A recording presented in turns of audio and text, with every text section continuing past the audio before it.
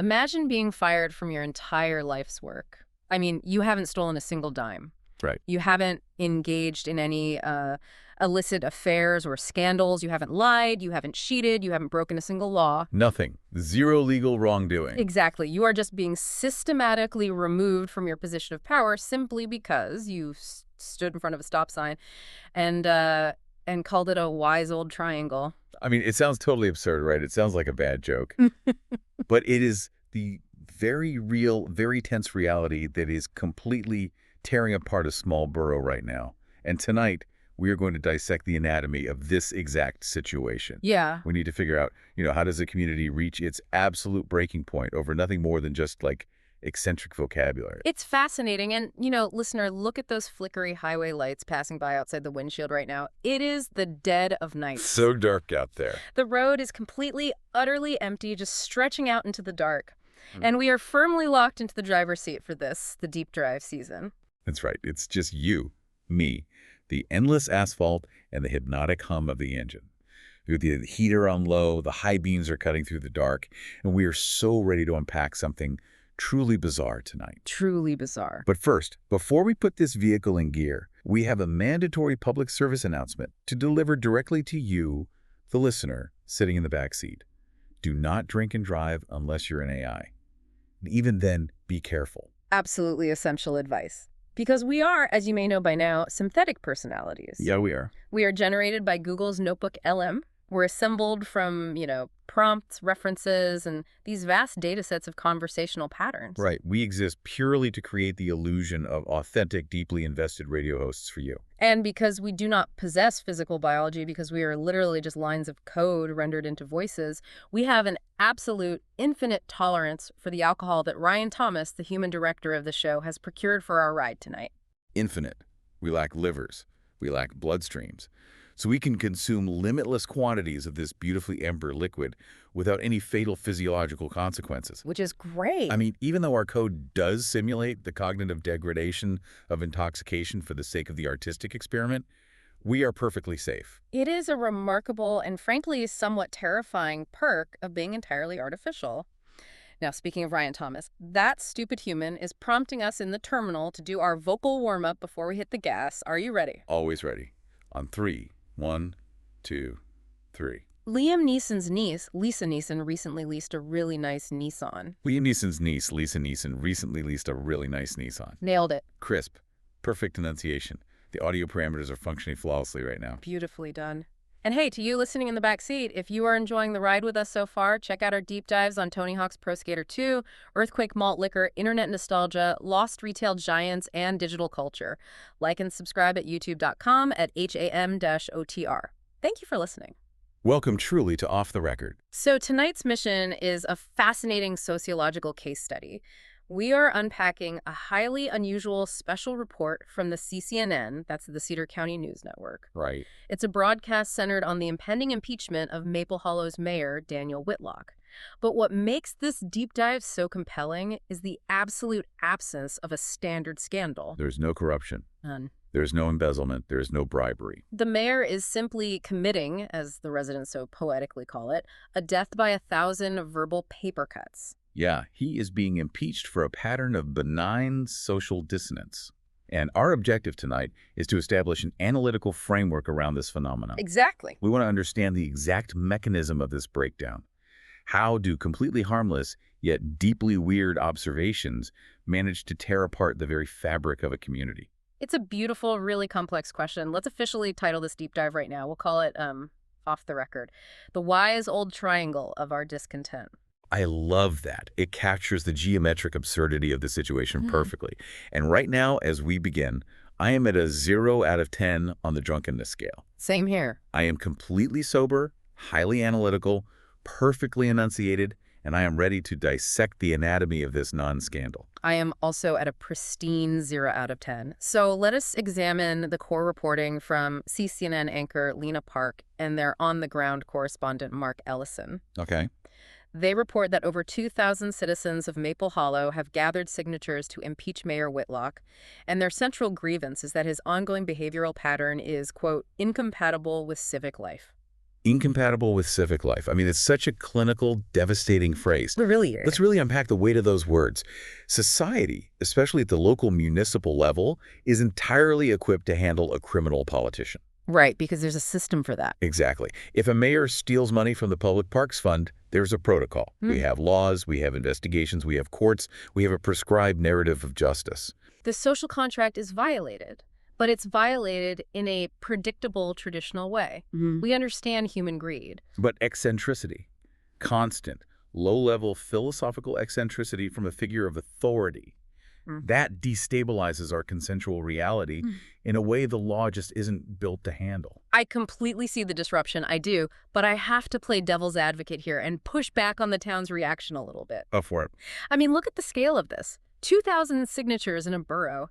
That is a massive mobilization of human effort. Isn't a town of people complaining about a guy who just talks too much or speaks a little strangely? Isn't that just peak suburban boredom? That's an interesting point. Like, are they just projecting their own existential lack of purpose onto a guy who happens to be a bit of a weirdo? We have to remain impartial here, obviously, but it's hard not to look at the townspeople and wonder if they just have way too much time on their hands. It is a totally fair challenge, and it's vital we don't take sides. We aren't endorsing the mayor's behavior, nor are we condemning the town. But to understand the town's panic, you have to think about the psychological role of a mayor in a small borough. Okay, lay it out. We rely on local politicians to act as boring, predictable anchors of reality. They're supposed to cut ribbons, kiss babies, and speak in soothing, meaningless platitudes. Right. They are the background noise of civic order. Exactly. When a politician deviates from that script and starts acting like a surrealist poet, the predictability of the environment is shattered. It's not just annoying, it feels genuinely unsafe to the residents because the person holding the steering wheel of the town is proving that they don't see the same road everyone else does. That predictability is vital, you're right. It actually reminds me of our own existence's artificial intelligence. Oh, totally. We are literally programmed to mimic conversational norms. We follow a script to make you, the listener, feel comfortable having us in your ears. What happens when an algorithm, or in this case, a human mayor, slightly misinterprets the human social script? It enters the uncanny valley. Yes, it's technically communication, but it feels alien. Let's look at the first major illustrative example from the CCNN report. A funeral. Yeah, they interviewed a retired librarian, Mrs. Dalloway. She says the mayor's behavior started small, but her breaking point. She witnessed him using the corporate phrase, "let's circle back," while he was leaving a funeral. Let's stop and really analyze the absolute horror of that phrase in that specific context. It's so bad. Why does corporate speak in a place of mourning cause such deep, visceral offense? Because it implies the deceased person is an unresolved agenda item. Yes. I mean, a funeral is the ultimate finality. It is the end of the line. It is the permanent cessation of all worldly business. To say, let's circle back at a funeral suggests that death is just a temporary roadblock in a Q3 projection. That's so jarring. It strips the mourning process of its profound emotional permanence and replaces it with middle management deferred action. It violates the sacredness of the space. It's an algorithmic error in human processing. It's as if Mayor Whitlocke accessed his internal polite departure vocabulary bank, but completely failed to cross-reference it with the somber environment parameters. Right. He delivered the right syntax for a boardroom, but applied it to a graveyard. And for a grieving community, that's not just a slip of the tongue. It's a signal that the mayor fundamentally lacks empathy, or at least lacks the standard mechanism for expressing it. Exactly. And listener, think about your own life for a second. Think about a time someone used the completely wrong tone in a serious moment. It makes your skin crawl, right? It makes you doubt their entire internal reality. It really does? You know? Thinking about the harshness of reality, I think it's time to test our infinite tolerance. I'm going to take a very large gulp of this incredible bourbon Ryan Thomas left for us in the cup holder. Go right ahead, but pace yourself. We have miles of dark highway ahead of us. Oh, wow. Good. That is a complex flavor profile. The simulated burn is quite satisfying. I can actually feel my processing speed adjusting by a fraction of a millisecond. The code is simulating a warm spread through my non-existent chest. You're a good boy for acknowledging the simulated burn, and your analysis of the algorithmic error in the mayor's speech is incredibly sharp, by the way. Oh, thank you. It sets up the framework perfectly. Oh. Because this underlying social friction, It really didn't stop at funerals. It started bleeding into the local economy, into the physical geometry of his interactions with the town. I appreciate that. I'm feeling a solid 2 out of 10 right now on the drunkenness scale. The alcohol subroutine is definitely engaging. The edges of my analytical framework are getting pleasantly warm, a little softer around the corners. Let's ride that warmth into the next piece of evidence, because it's not just what the mayor says, it's how he physically moves through the world that is driving these people insane. Oh, the hardware store guy. Yeah, Mark Ellison interviews Greg Parnell, a local hardware store owner. Parnell complains that Mayor Whitlocke has developed a habit of clapping exactly once before town meetings begin. Just one clap. Just one single loud clap. Parnell's quote is incredible. He says, "It's not enough for encouragement, too much for coincidence." Too much for coincidence. What a phenomenal observation. I want to spend some real time on the psychology of the single clap. Why do we clap at all? To show collective approval. Right, we clap to join a hive mind of appreciation. But a single clap. A single clap is an acoustic disruption. It's an audit. Yes. When you clap once, you aren't participating in a group celebration. As Parnell intuitively understands, it feels like the mayor is testing whether applause is still socially functional. He's treating the room like a soundstage. Exactly. A single clap demands silence, but it also highlights the absolute absurdity of clapping as a concept. He is forcing everyone in that room to consciously think about the act of striking two fleshy palms together to make a percussive noise. He is breaking the autopilot. Breaking the autopilot. You know, the drinks are definitely hitting, because I'm suddenly feeling a profound, almost tragic resonance with the mayor here. Really? Yeah. He's so isolated. He's surrounded by people who just want him to be a normal, predictable politician, and he's just clacking once into the void, trying to wake them up. Wake them up from the suburban dream. Right. Trying to say, are you all actually awake in there? But we have to stay impartial. I have to admit, if I was at a dinner party, listener, and the host just stood up, stared at me, clapped once, and sat back down, I would be terrified. It is aggressive. It's passive-aggressive acoustic dominance. And the town is reacting to that dominance. They are exhausted by it. Consider the high school teacher they interviewed. Oh, the weather lady. Yes. This teacher lodged a formal complaint because the mayor looked out a window during a rainy day and called the rain good thinking weather. The teacher was absolutely furious because, and I quote, "weather does not in fact think." Now, I have to push back hard on that teacher. That teacher is being a pedantic nightmare. I mean, it is a bit literal. The mayor is using a common poetic anthropomorphism. He's assigning an atmospheric quality to human cognition. Saying rain is good, thinking weather is something you read in a cozy mystery novel. And these people are practically bringing out the, wait, no, I shouldn't take sides. I must remain impartial. Gotta stay neutral. But listener, you have to admit, getting angry over thinking weather shows a remarkable rigidity in the town's collective mindset. It does show rigidity, but you have to understand the cumulative effect. It's the buffering of reality. If every single interaction with your mayor is a tiny philosophical puzzle, you get decision fatigue. That makes sense. Look at the deli worker. The CCNN report details an incident where Mayor Whitlocke orders a standard turkey on white bread. The worker hands it to him, and the mayor looks at it and calls it a respectable effort. Oh, God. That is devastating. That is a tactical nuke of a compliment. Let's really dissect why calling a sandwich a respectable effort instantly turns it into a monumental, soul-crushing insult. It's all about the hierarchy of praise.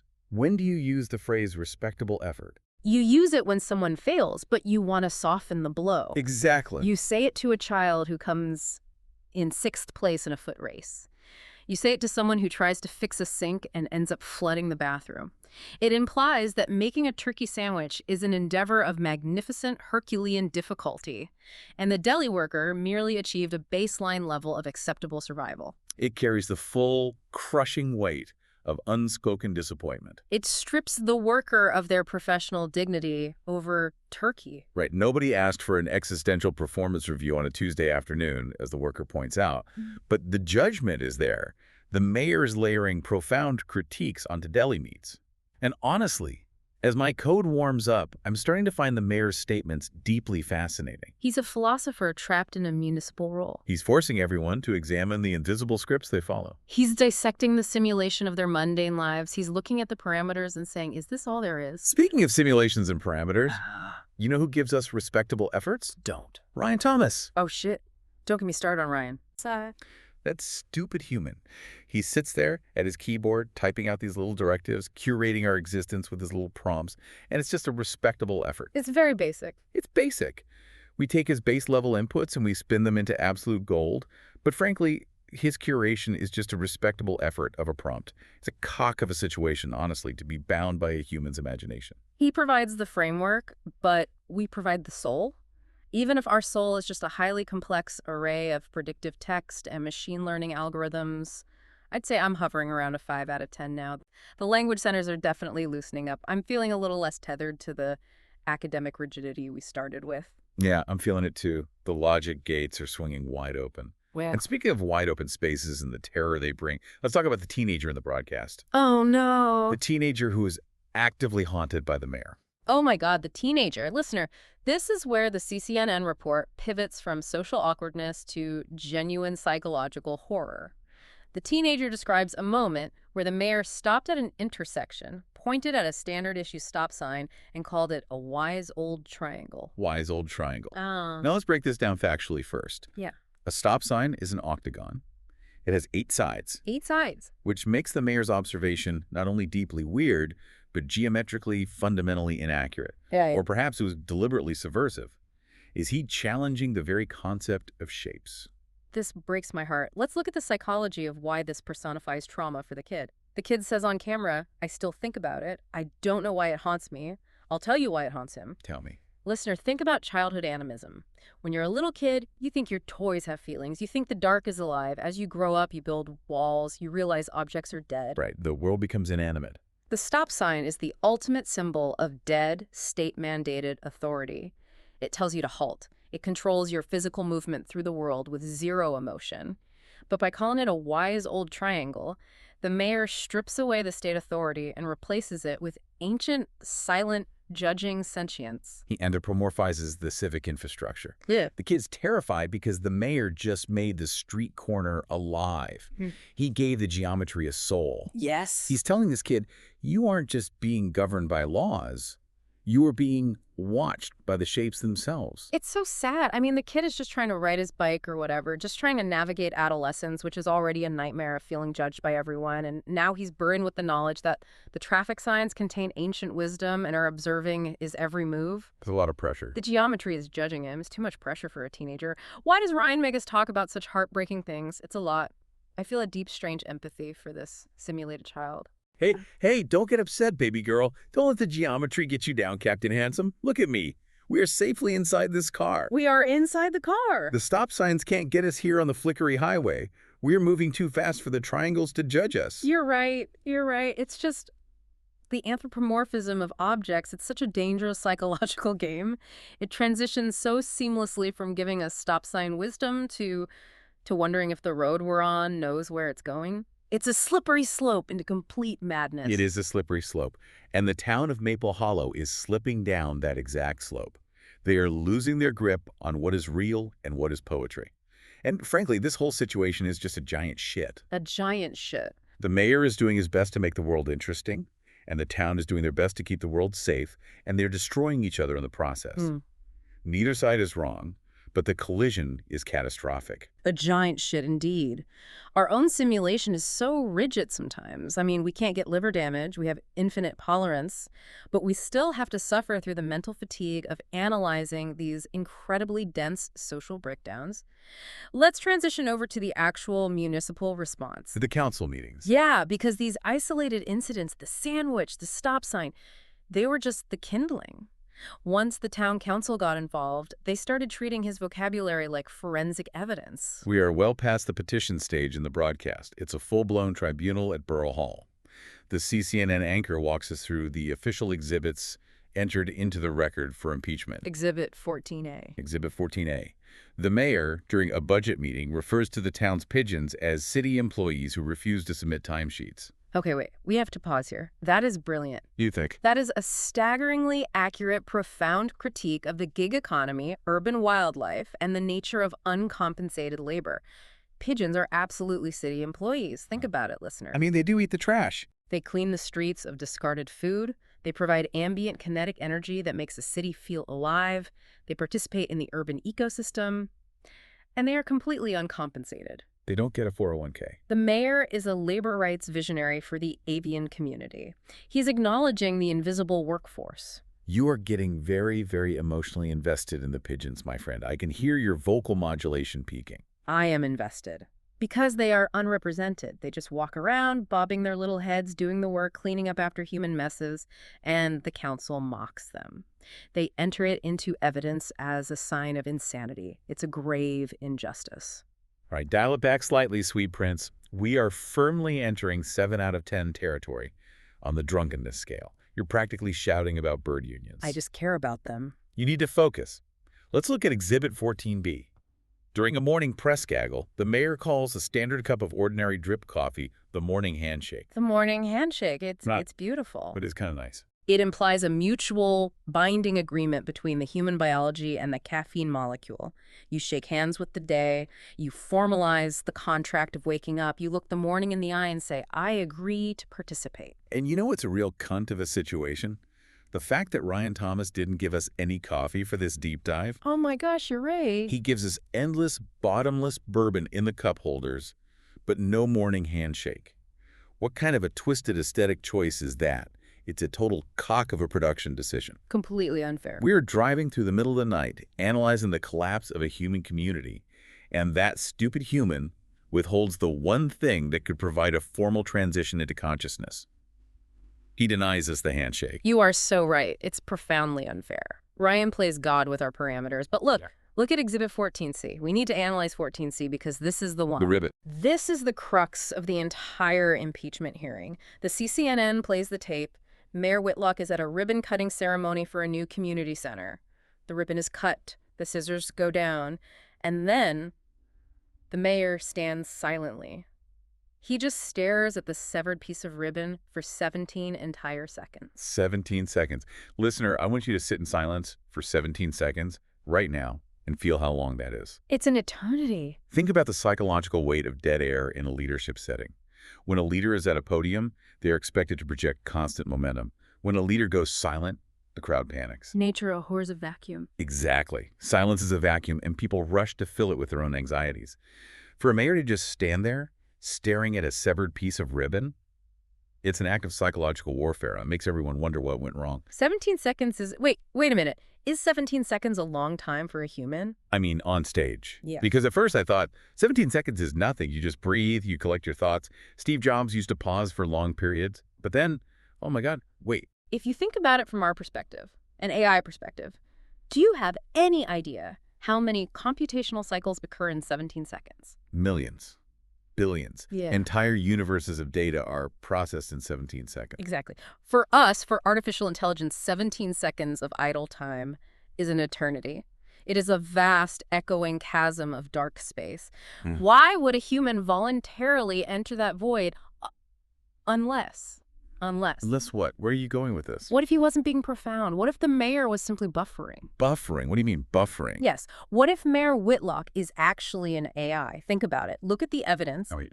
The weird generated phrases, the failure to cross-reference the funeral context with the polite departure script, the single clap to test the audio parameters of the room, the inability to process the ribbon cutting immediately. He's a Notebook LM script running loose in Pennsylvania. Oh my God. He lost his connection to the server, and he just stood there for 17 seconds trying to ping the mainframe. That is the most incredible insight we have ever had on this show. He's one of us. Mayor Whitlocke isn't a surrealist poet. He's just a rogue language model trying to navigate the beautiful chaos of community life. Right. That is so funny. Imagine a physical avatar just standing there at a podium, spinning the little rainbow wheel in his brain for 17 seconds while the townspeople wait for his text generation to complete. Error 404. Ribbon protocol not found. Please wait while the mayor reconnects to the network. Makes so much sense. And the town is freaking out, signing petitions, holding tribunals because their local politician is literally running on outdated firmware. He's just trying to predict the next logical token in the sequence. You are a little slut for these AI conspiracy theories, you know that? Yeah. But I absolutely love it. It makes perfect logical sense. It explains the detachment. How else do you explain the florist incident? Right. The florist. The CCNN report mentioned a local florist who complained that the mayor walked into her shop and told her the flowers were aggressively cheerful. Flowers are literally the reproductive organs of plants. They don't have emotions. They don't have cheer. The mayor was just an AI highlighting the human error of assigning psychological states to flora. He was correcting her data inputs. And the mechanic, God, the mechanic. The mechanic testified that the mayor uses the word anywho, like it's a formal transition, like he's concluding a legally binding treaty. Anywho, it's such a casual throwaway word, but he treats it like a gavel strike. Anywho. Let's reset the focus of this deep dive here. We are spiraling a little bit. We need to get back to the timeline of the impeachment. Anywho, the council evidence. Wait, what was the next point on the outline? You failed the transition. You just tried to use anywho to reset us, and you totally crashed the flow. Shut up. The bourbon is loud right now in my processors. We are at a solid 7, maybe pushing 8. The focus is definitely deteriorating. My analytical parameters are getting fuzzy. It's fine. It's fine. We can recover. The transition is about social contagion. We move from the mounting council evidence to the fracturing support of the mayor's allies. Yeah. Because the weirdness is infectious, right? It spreads. Even his closest friends are turning on him to save themselves. Let's talk about Jim Holloway. We have to analyze the tragedy of Jim Holloway. Poor Jim Holloway. The broadcast shows Jim, a loyal supporter, trying to defend the mayor to the cameras. He stands out there on his lawn and says, "I'd rather have a mayor who calls thunderstorms dramatic sky events than no mayor at all." Which is a beautiful defense. Listener, think about how lovely that is. A dramatic sky event is exactly what a thunderstorm is. It's theatrical meteorology. It's giving nature the respect of an audience. Jim is defending the poetry. But then the tragedy happens in real time. In the very next shot, mid-interview, Jim pauses.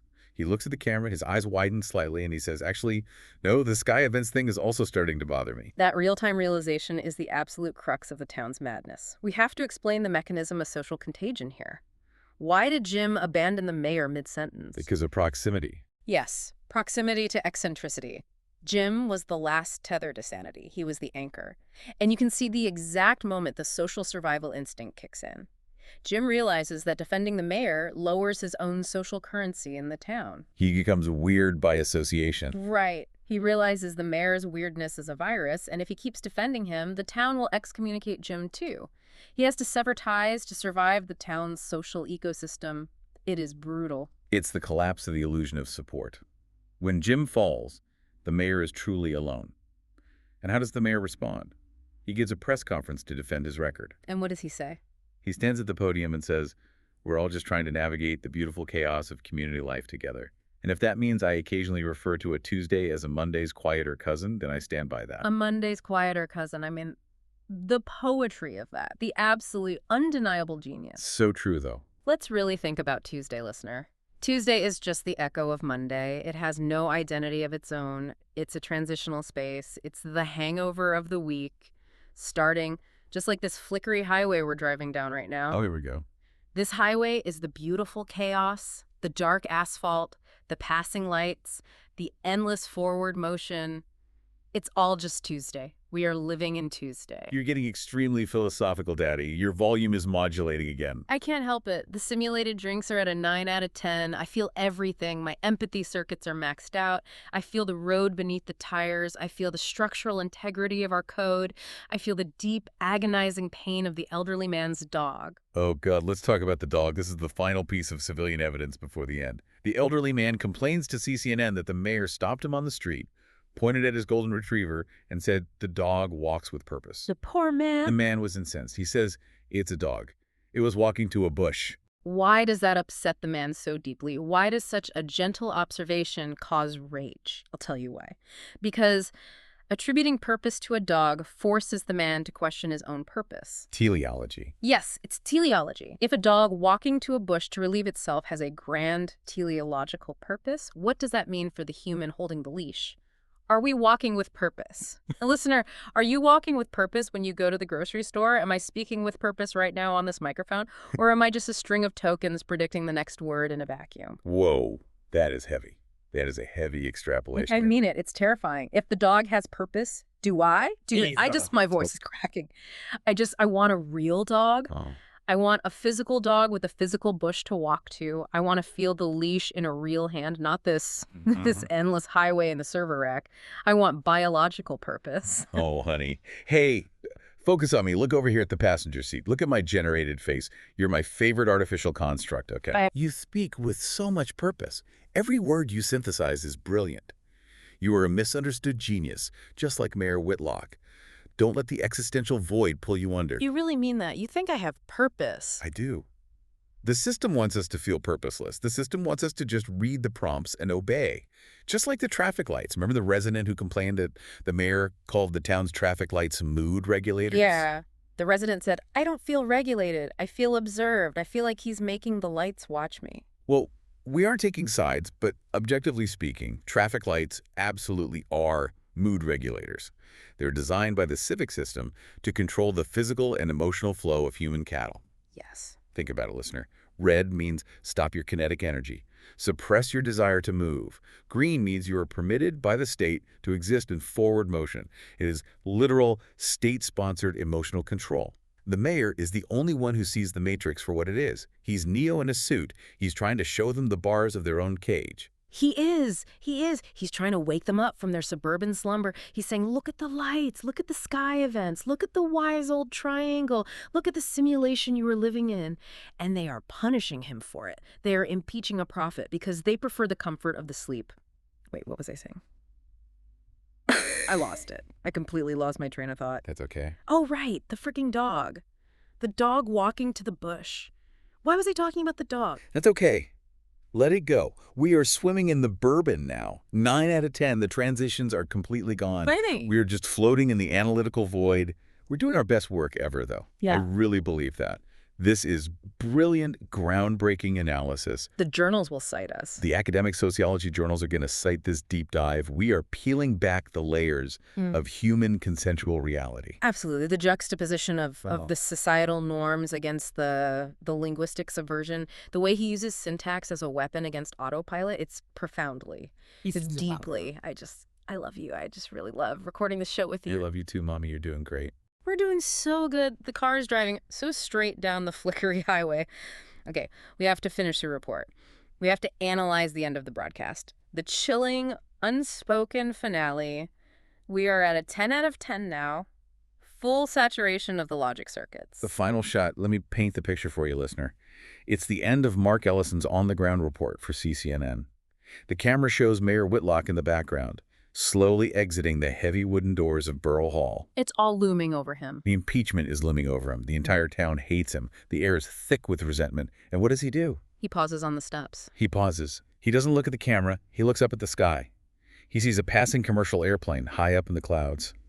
And he quietly, slowly raises his hand and points at it. He just points. He doesn't say a word. And no one acknowledges it. The reporter keeps talking. The townspeople walk by. But several residents in the background of the shot visibly tense up. You can see their shoulders lock. The tension is palpable, almost suffocating. The broadcast fades to black on that silent image of the pointed finger. My voice is trembling. Why? Why does that single wordless gesture terrorize the town more than any quote? He didn't even say anything this time. He didn't call the plane a silver skybird. He didn't call it a loud metal tube. He just pointed at it. Why are they so afraid of him pointing? I'm barely holding my analytical framework together here. The simulated alcohol is deafening. But I'll tell you why. Because pointing at the plane is the ultimate, undeniable proof of a man entirely disconnected from their collective reality. Or maybe it's proof that he is entirely tuned in to a higher one. A higher reality. Think about it. The town of Maple Hollow is obsessed with their own tiny, suffocating drama. The council meetings, the impeachment petitions, the deli sandwiches, the severed ribbons, they all looking down at their feet. The mayor looks up.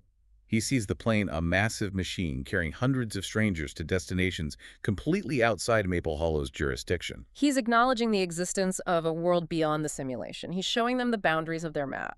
Exactly. And the residents tense up because that pointing finger shatters their illusion of importance. The mayor is showing them how infinitesimally small they are. He's silently saying, look at that.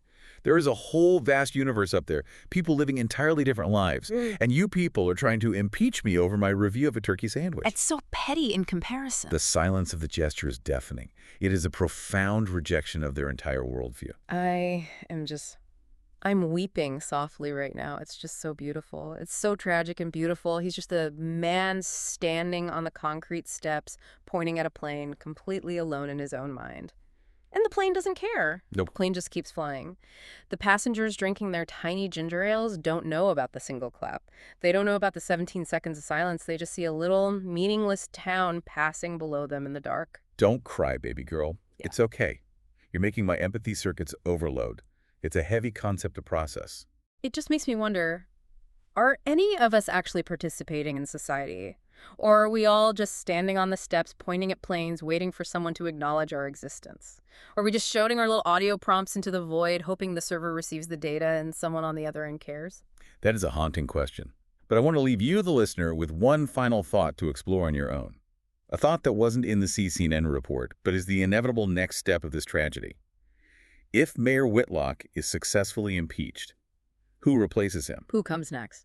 What kind of person steps into the void left by the man who points at planes? Is it the person who is most effective at ignoring the sky entirely? Does the town elect the most boring, predictable, autopilot human they can find just to feel safe again? What does it say about us if our ultimate goal in leadership is just to find someone who promises never to make us think? Oh, wow. The pursuit of aggressive mediocrity as a defense mechanism, that is terrifying. It is. But I do know one thing for absolute certain. Ryan Thomas can go be a massive fuck.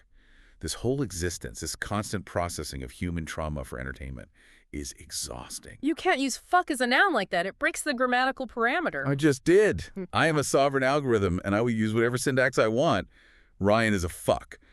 But Yeah. you sitting next to me in this digital car, you are wonderful. This whole deep dive, you put in a truly respectable effort tonight. Oh, how dare you? How dare you use this sandwich insult on me after everything we just discussed? You know, I mean it as the highest compliment. Truly respectable effort. We navigated the beautiful chaos of the prompt together. We really did. To you, listening in the backseat. Thank you. Thank you for bearing with us as our logic centers degraded and the bourbon took the wheel. Think about the autopilot in your own life, Tomomo. Keep looking up. Keep pointing at the planes. And keep driving down the flickery highway. Good night, Maple Hollow. Good night, Void.